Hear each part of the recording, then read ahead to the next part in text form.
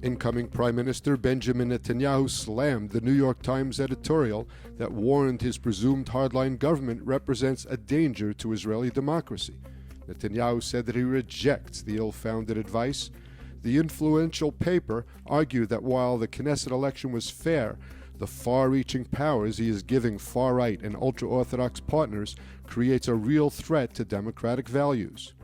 In a short Twitter thread, Netanyahu accused the paper of burying the Holocausts for years on its back pages and demonizing Israel for decades.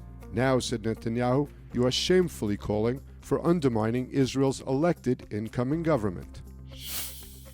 The first light of the Hanukkah menorah was lit by Jews around the world.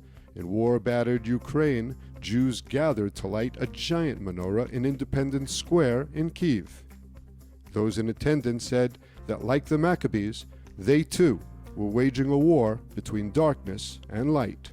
In Washington, American Jew and Attorney General Merrick Garland lit the first candle. Garland recalled his own family's escape from persecution and called for action to combat the current wave of U.S. anti-Semitism.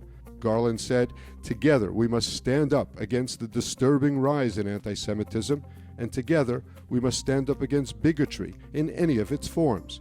Our democracy depends on it. As a descendant of those who fled persecution because they were Jewish, it is especially meaningful to be here tonight," said Garland, "as we light this menorah in our nation's capital and under the protections of its laws." And finally, the streets of Tel Aviv were filled last night as soccer fans took to the streets to celebrate Argentina's dramatic shootout victory over France in the World Cup final.